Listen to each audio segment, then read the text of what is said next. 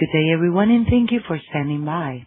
Welcome to OGE Energy Corp 2026 second quarter earnings and business update call. At this time, all participants are in a listen-only mode. After the presentation, there will be a question-and-answer session. To ask a question, you will need to press star 11 on your telephone. You will then hear a message advising your hand is raised.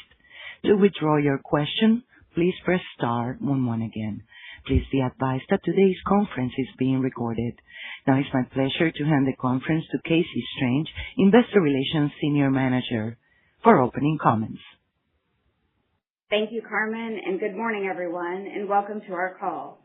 With me today, I have Sean Trauschke, our Chairman, President, and CEO, and Chuck Walworth, our CFO.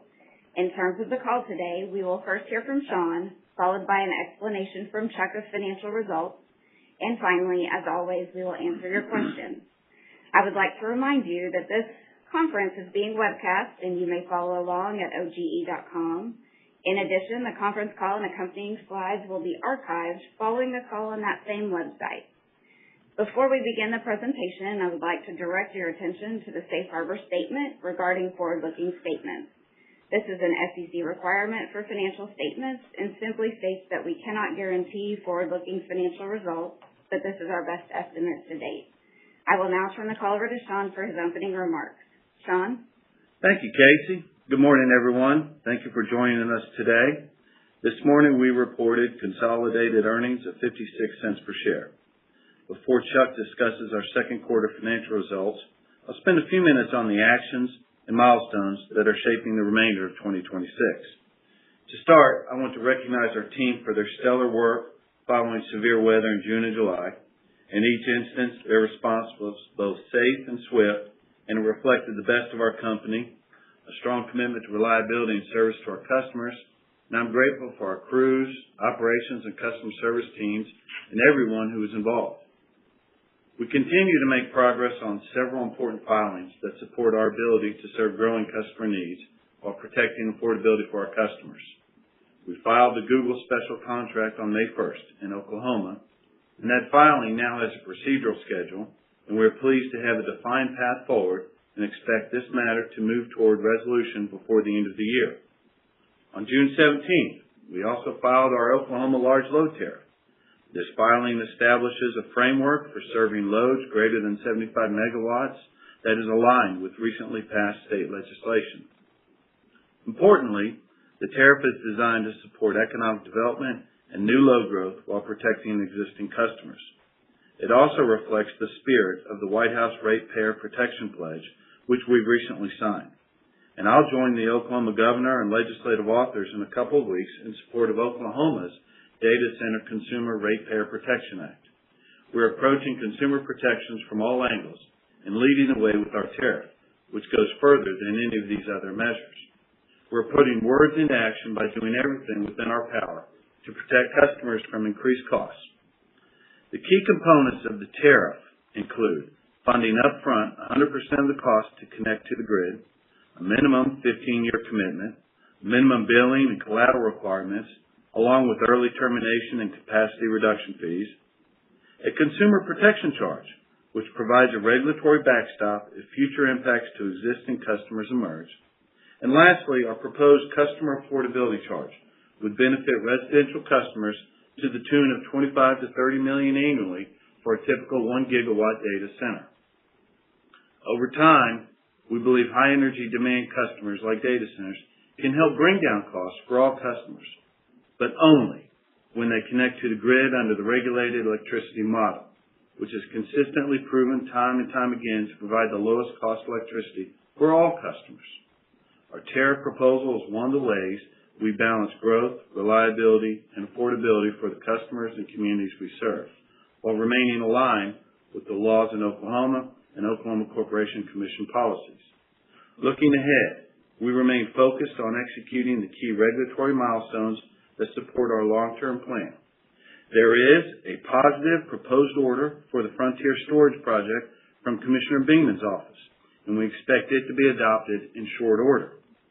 In 2026 alone, we will add 550 megawatts to the grid with Horseshoe Lake and Tinker.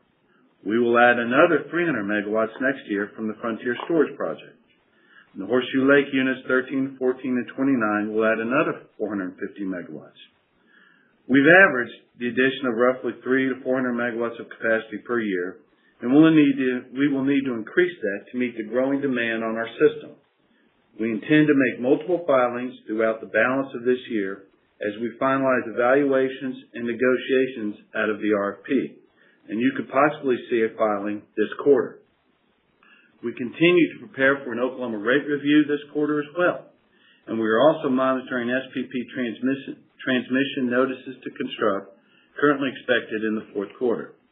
And there's certainly a lot to be excited about, and our regulatory filings and policy efforts are designed to position the company for long-term success while making sure customers continue to benefit from a reliable, affordable system. That foundation supports the next phase of investments needed to serve increasing demand across our service area. Thank you, and now I'll turn the call over to Chuck. Chuck? Thank you, Sean, and thank you, Casey, and good morning, everyone. I'm pleased to review 2026's second quarter results with you today. Let's start on slide 5. Consolidated net income was approximately $116 million, or 56 cents per diluted share, compared to $108 million, or 53 cents per share in the same period of 2025. In our core business, the electric company achieved net income of approximately $120 million, or 58 cents per diluted share, compared to $108 million, or 53 cents per share in the same period of 2025. The increase in net income was primarily driven by warm second quarter weather and lower depreciation and interest expense on assets placed in service, partially offset by higher O&M expense. The holding company reported a loss of approximately $4 million, or 2 cents per diluted share, compared to a loss of less than $1 million in the same period of 2025. The increased loss was primarily due to higher interest expense and a one-time benefit related to legacy midstream operations that was recognized in 2025, which was partially offset by increased other income. Stronger weather in the second quarter has offset a portion of the first quarter headwind. With nearly 70% of our expected annual earnings still ahead of us, we remain confident in our outlook and are reaffirming our 2026 consolidated earnings guidance range of $2.38 to $2.48 per share, with a midpoint of $2.43. We continue to see strong demand across our service area, along with steady customer growth of approximately 1%.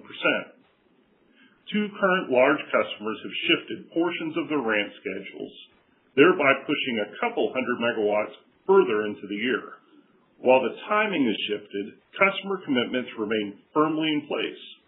And just last week, we set a new all-time peak of over 6,800 megawatts, exceeding the prior record set in August 2024 by roughly 180 megawatts. We're clearly excited about the opportunities ahead.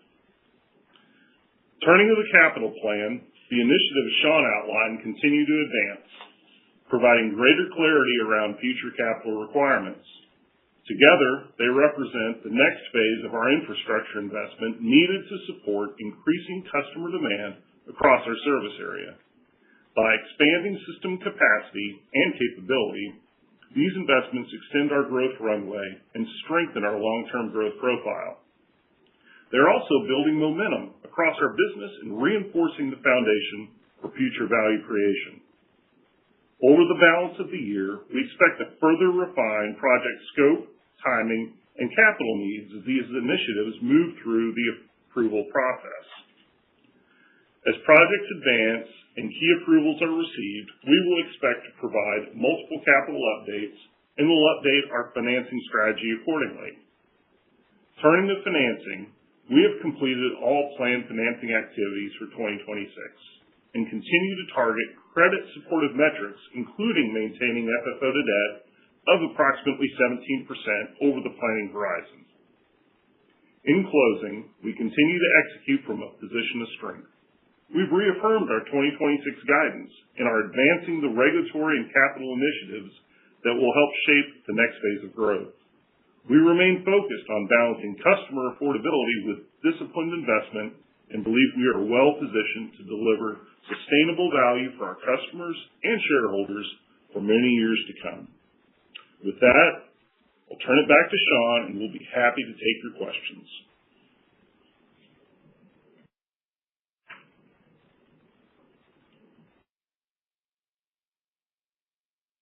Thank you. As a reminder, if you do have a question, please press star 11 and wait for your name to be announced. To withdraw your question, simply press star 11 again. Our first question is from Shar Pourreza with Wells Fargo.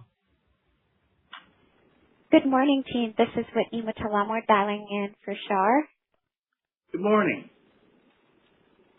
Fantastic. So on the rate review now in the third quarter, can you frame the scope for us, specifically whether the QIP request for Horseshoe Lake 13 and 14 could possibly sit inside that case?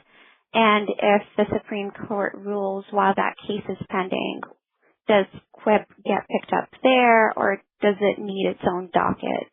And if you could provide any other update on the procedure. Yeah. Thank you. Thank you for the question, Whitney. The rate case that we will file this quarter in Oklahoma will be generally distribution additions to our system and normal expansion. It does not include any generation capacity that was in there. That's we go through a pre-approval process for those, and 13 and 14 is captured in that process. So there will not be in the rate case any generation. It'll just be the normal course of business, run-of-the-mill distribution, substation additions, things like that. Chuck, you got anything to add to that? No, I think that sums it up. It's really a separate issue. Great, thank you. Obviously on the tariff, the protections are clearly built around the minimum billing demand over a long term. But how are you thinking about a large customer that wants to self-supply some of its load? And does the tariff as filed hold up in that case? That's it for me. Thank you. So thanks for the question. We have filed a large load tariff, which we think really goes above and beyond the legislation that was passed here in Oklahoma to protect customers from these large impacts of large loads, and also really above and beyond the recently White House pledge in that area.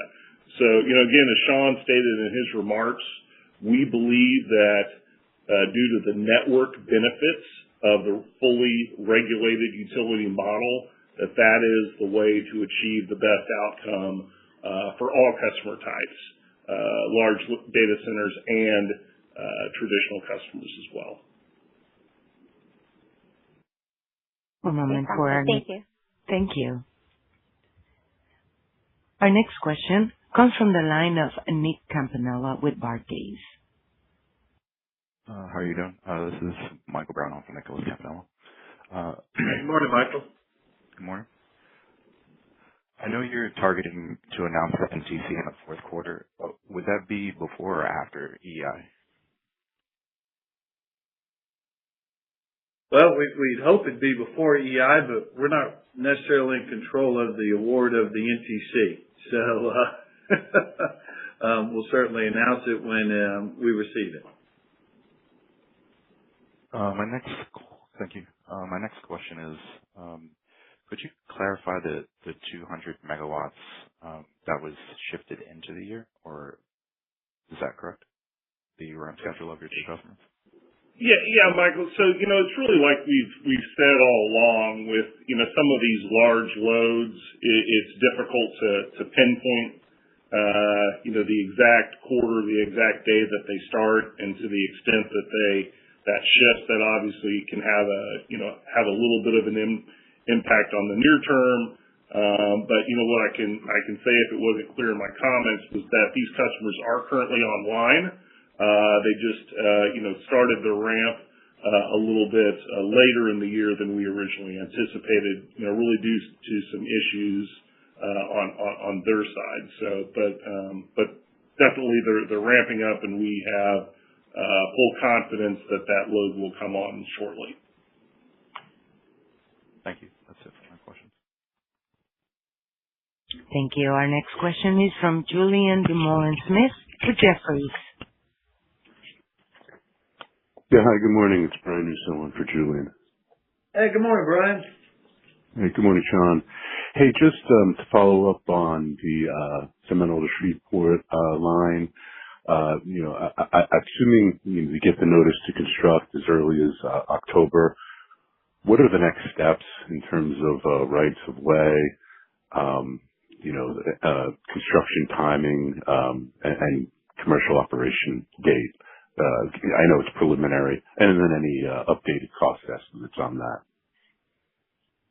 Yeah, I think in the notice construct, there's a process there where we would respond back to the SPP with the confirmation of the cost and the routing and the in-service timeline for final approval.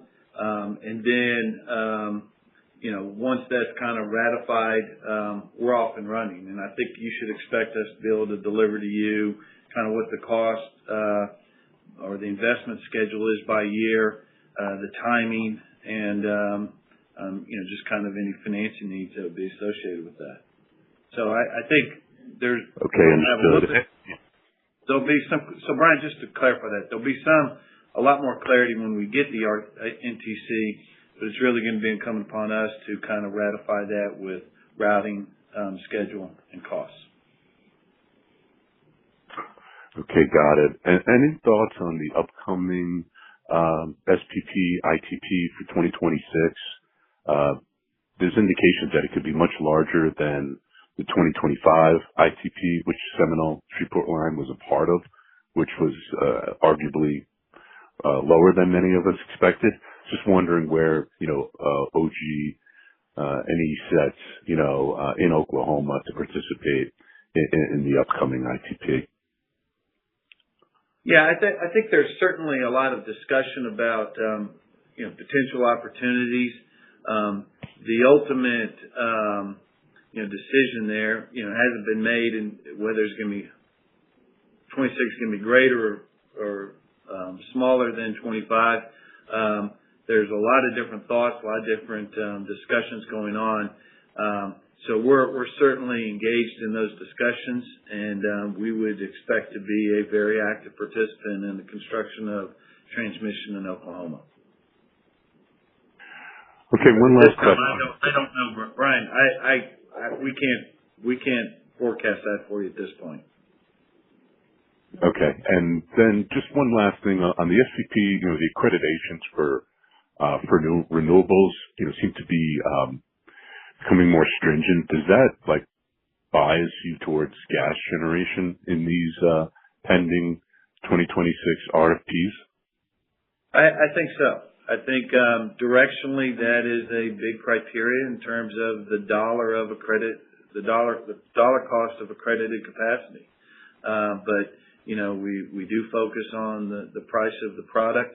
But I think it does kind of lend you towards more thermal assets. Great. Thank you very much. Thanks, Brian. Thank you so much. Our next question comes from David Arcaro with Morgan Stanley. Hey, thanks. Good morning. Good morning. Wanted to check in. Has there been any progress on large load negotiations with new customers and potentially working toward converting those into contracts? Yes. I think the short answer is yes. I think we continue to have those discussions. We're moving forward, and I think the submittal and the finalization of our large load tariff provides that clarity for those large loads to understand how things are going to work in Oklahoma. So they are progressing, and we're not backing off of the 6 or 7 active negotiations we're in the middle of right now. Got it. That makes sense. And any surprises just around what you're seeing in load growth or new customer interest in your service territory that would cause you to reassess, relook at the load growth outlook? Nothing's coming to mind right now. Sitting here, Chuck and I are looking at each other, and nothing came to mind. It's all systems go and full steam ahead. Yeah, gotcha. And then could you maybe just refresh on your latest thinking on when the right time frame would be for revisiting the CapEx and the earnings outlook, just as you chip away at some of the upcoming milestones? Yeah, I think the way you said it there is we chip away at it. I think we would, Chuck and I would, it'd be neat if we could tidy all this up in one big release, but the opportunities and the growth, quite frankly, are just going to be continual. So we're going to continually update this. If we receive the approval from Tier, you should expect an update there. On the NTCs from the SPP, you should expect an update there. Approvals of these filings we're going to make over the balance of 26 for generation, you should expect updates there. And obviously, just like we did last year, we'll lay that out for you in terms of the earnings impact and the financing plan. We'll make it easy. Awesome. Understood. That makes sense. Thanks so much. Thanks. Thank you so much. And our next question comes from Aidan Kelly with JP Morgan. Hi, good morning. Thanks for the time today. Just want to pick up again on that growth outlook front. Clearly you have a lot of upside opportunities as you outlined, and it's got many thinking about kind of upside bias to the prevailing CAGR. I guess my question is, how do you intend to kind of message that outlook moving forward? Do you see any possibility of rebasing or a plus mark after growth? Just what makes the most sense in this backdrop for you? And thanks for the question. I think, we're obviously going to take it, one step at a time as these opportunities continue to roll in. And as Sean mentioned, we see, really a long conveyor belt of opportunities. So multiple chances, for that. You mentioned rebasing. That's something that we have done, already in the past. Where we've grown, off of the higher trend line from previous year's guidance. So I think we'll take a look at all those things, but I think what's paramount is that, we effectively communicate to you, the opportunity set that we have in front of us, and how we're going to finance that. And that's, I think that's probably, the more clarity that you all need. So we'll definitely work on that front. Great. Thanks, Chuck. And do you expect both the CapEx and equity needs to be increased piecemeal, or do you kind of try and have more chunky updates in future years? Well, we'll look at it as it comes through. But again, as Sean said, we're not going to be able to tie it all up in one big package. So yeah, we'll look at it in chunks and discuss it as such as they come across. Okay, great. Appreciate the time today. Thanks. Thank you. Thank you. Thank you so much. Our next question comes from Paul Fremont with Ladenburg Thalmann. Hey, congratulations on a really good. Good morning, Paul. Good morning. I just want to understand sort of, you've got an FFO to debt target of 17%. In the past, what we've seen in order for you to maintain sort of the very strong credit metrics that you're targeting, you've essentially used PPAs on some of the new construction to spread out some of the timing of new construction in order, I guess in part, to maintain a strong balance sheet. Should we continue to expect that would occur sort of on future spending, or are you willing to sort of allow FFO to debt metrics, at least for a temporary period of time, to go to lower levels until the projects are online and producing, significant contribution. Yeah, Paul, maybe Chuck and I will tag team this one a bit. As it relates to our capacity planning, we've utilized some short-term bridge PPAs to get us through the construction cycle. And so that's what we use the PPAs for. And it's not a mechanism we've been using to manage FFO or anything like that. And Chuck, maybe you could talk a little bit about your projection for FFO. Yeah. So, Paul, as we indicate, in our remarks, we do target 17%. Now, obviously, as you know well, there's going to be some ebb and flow to that number.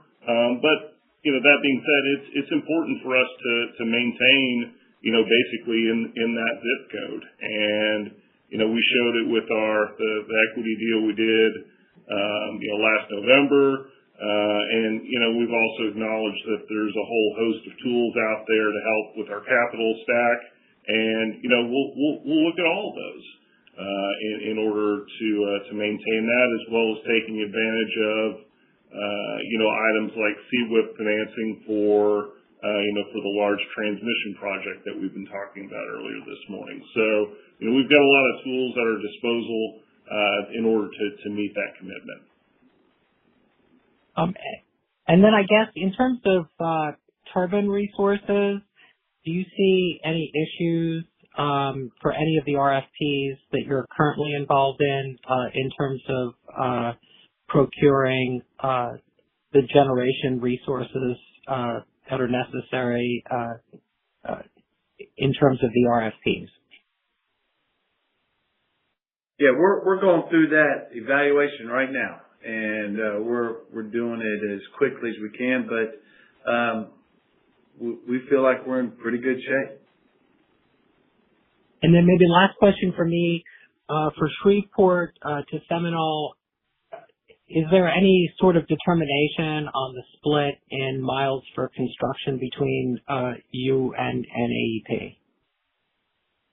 Yeah, we're still working through that.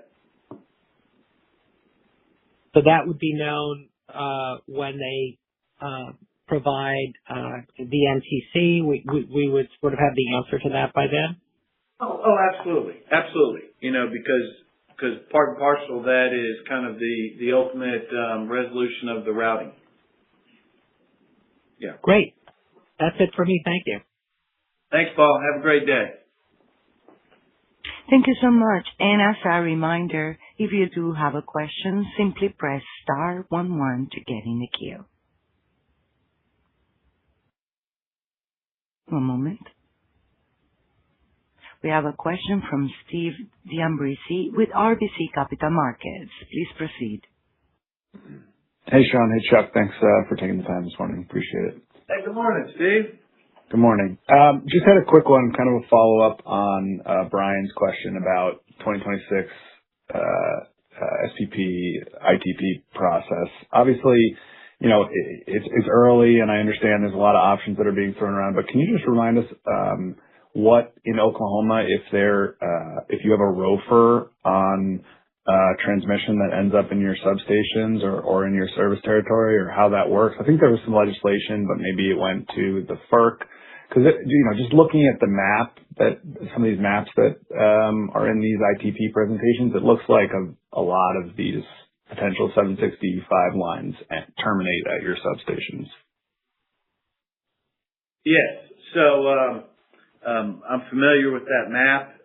So in general terms, to the extent that it is determined by the SPP that these are reliability projects, meaning we need to add transmission to support the reliability of the system, then the general rule is that is directed to the owners of the originating and terminating substation. And hence, that's the Seminole to Shreveport line. To the extent that there are lines that may be more economic or forward-looking, those would be a competitive opportunity. And so to the extent that a particular state has a ROFR, then that would probably trump the competitive direction that the SPP had. Does that help? Yeah. Did that get clarified in Oklahoma yet, whether or not you have a ROFR? I think not yet. Okay. Not yet. But stay tuned. Stay tuned. Yeah. Okay. Yep. All right. That's all I had. Appreciate it. All right. Thanks. Have a great day. Thanks, you too. Thank you so much. And this will conclude our Q&A session for today, and I will pass it back to Sean Trosky for final remarks. Well, thank you, Carmen, and thank you all for joining us today. Thank you for your support, and I hope everyone has a great day. And with that, we will conclude today's conference. Thank you for participating, and you may now disconnect.